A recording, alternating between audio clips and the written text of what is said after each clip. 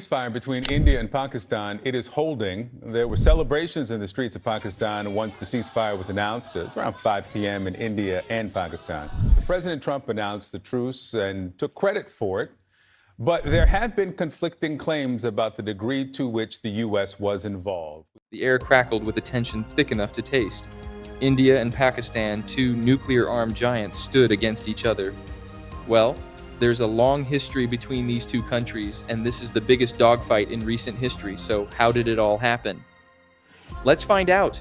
The news reports tell how two nuclear-armed neighbors, Pakistan and India, teetering on the edge of a war. Prime Minister Sharif's vow of retaliation following India's strikes deep within Pakistani territory, and Pakistan-administered Kashmir has thrown the region into a state of high alert. The world watches, holding its breath, as the next move could cause a dangerous escalation. Several paths lie before Pakistan, each fraught with its own set of risks and potential outcomes. One option, as analysts suggest, is for Islamabad to declare a victory, leveraging its claims of downing multiple Indian aircraft. The veracity of these claims, particularly the alleged destruction of 3 advanced French-made Rafale fighter jets, remains a critical factor. Expansive and unlike any other mission India has ever carried out.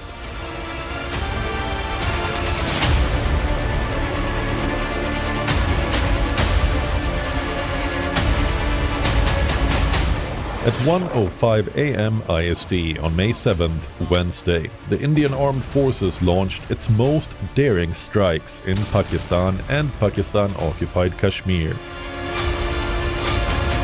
Codenamed Operation Sindoor. If Pakistan can convincingly demonstrate losses for the Indian Air Force, it could portray its response as a successful defense, potentially de-escalating the immediate crisis, even if the details of the aerial engagements remain murky.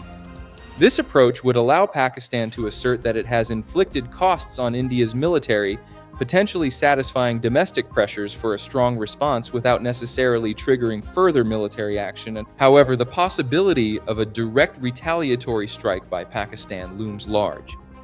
The fact that some of India's targets were located in the densely populated Punjab province within Pakistan could fuel a desire for a symmetrical response. Furthermore, the reported assertiveness of Pakistan's current army chief, General Syed Asim Munir, compared to his predecessor during the last major clash in 2019, adds another layer of uncertainty. He might favor a more forceful reaction, potentially upping the ante in this dangerous game. Yet Pakistan must also consider India's clear messaging. Any further escalation will be met with retaliation. This constraint might lead Islamabad to opt for a response that remains below a certain threshold, carefully calibrated to demonstrate resolve without provoking a larger conflict.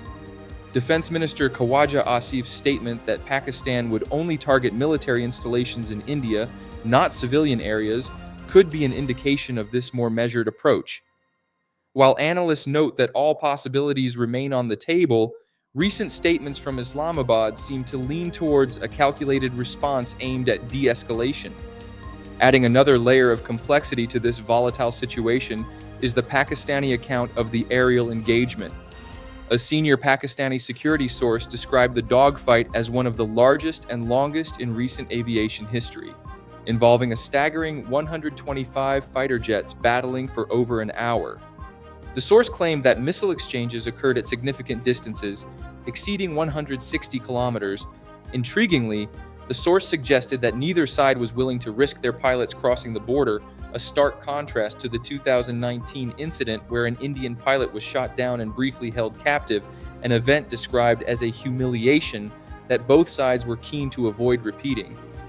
The Pakistani source also claimed that the Indian Air Force had to make multiple attempts on their targets, and that Pakistan had made efforts to warn civilians in potential target areas, aiming to minimize civilian casualties.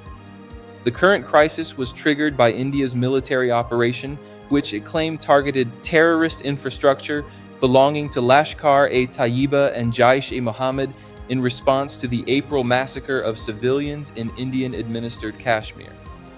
At a press conference, Indian officials presented a map purportedly showing training camps in Pakistan, administered Kashmir and Pakistan's Punjab province.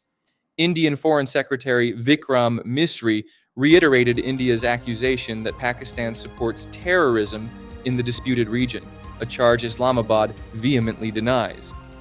Adding a personal dimension to the conflict, Masood Azhar, the leader of GEM, stated that 10 of his relatives, including 5 children, were killed in the Indian strike.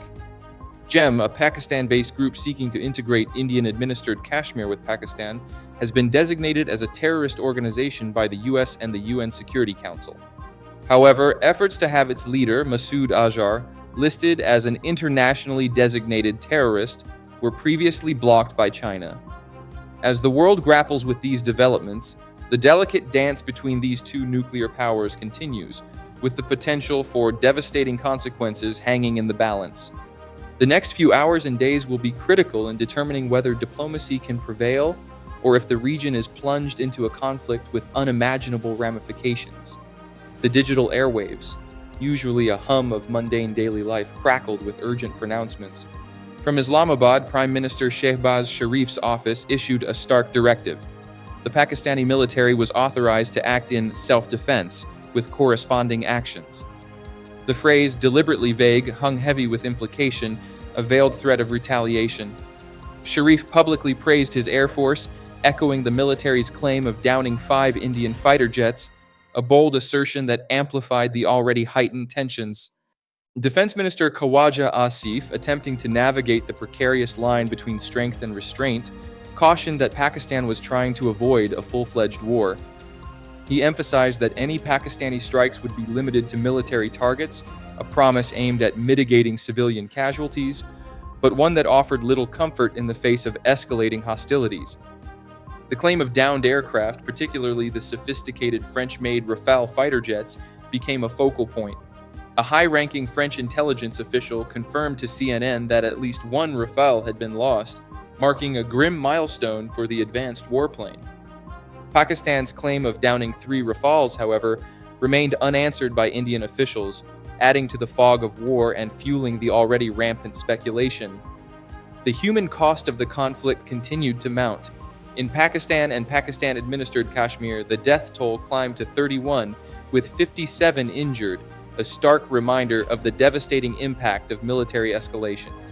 Meanwhile, on the Indian side of the line of control in Kashmir, overnight shelling by the Pakistani military caused a lot of damage too. The near-daily exchanges of fire across the line of control, simmering since the April massacre, had now boiled over into a full-blown crisis. The situation, however, took a turn when Pakistan launched a retaliatory strike, targeting and destroying several Indian military installations. The action, while aggressive, was seen by some as a calculated move to assert dominance, without necessarily triggering further escalation. After India continuously blamed Pakistan for involvement in the Pahalgam incident in which over 24 Indian tourists were killed, Pakistan condemned the act, wanted to cooperate with India to find as to who were the perpetrators. Those perpetrators, by the way, have still not been apprehended. However, it was on the 6th and 7th that the Indians decided to go across the international border. They carried out 9 attacks across Pakistan. Many people were killed. It led to an intensification of fire along the line of control, as you just mentioned. The international community, particularly the United States, watched with growing alarm. President Donald Trump, in a rare moment of diplomatic concern, termed the rising tensions a shame. Secretary of State Marco Rubio engaged in urgent conversations with officials from both India and Pakistan, attempting to de-escalate the volatile situation. Then, a flicker of hope. Under intense pressure from the United States, India and Pakistan agreed to a ceasefire. The news brought a collective sigh of relief, though the underlying tensions remained unresolved. In the aftermath, President Trump's allies, particularly those within the MAGA movement, seized the moment to praise his diplomatic intervention. Conservative strategist Joey Manarino, among others, hailed Trump as a peace president, attributing the ceasefire to his direct influence.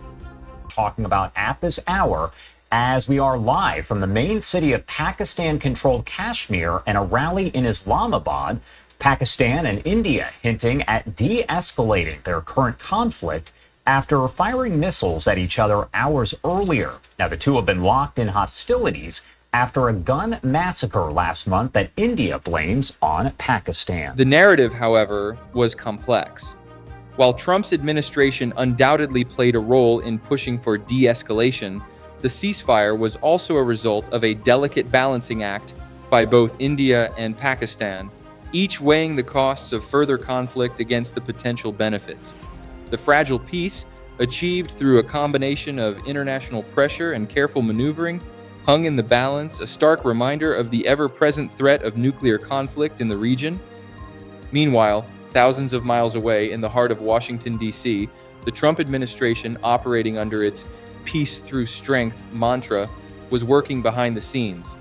The president, who had repeatedly pledged to broker peace on the world stage, had apparently thrown himself into the fray. Then, a sudden announcement. A post on Truth Social, the president's favored platform, declared a ceasefire. Full and immediate ceasefire, the message blared, crediting talks mediated by the United States. It was a stark declarative statement, a sudden shift in the narrative. After a long night of talks mediated by the United States, I am pleased to announce that India and Pakistan have agreed to a full and immediate ceasefire. Congratulations to both countries on using common sense and great intelligence. Thank you for your attention to this matter. The response was immediate and varied. Trump's core supporters, as expected, erupted in celebration. The peace president in full effect, one commentator declared, echoing the sentiment of many. So, was this a genuine breakthrough or a temporary pause in a much larger, more volatile situation? The world held its breath, waiting to see if this fragile peace would hold.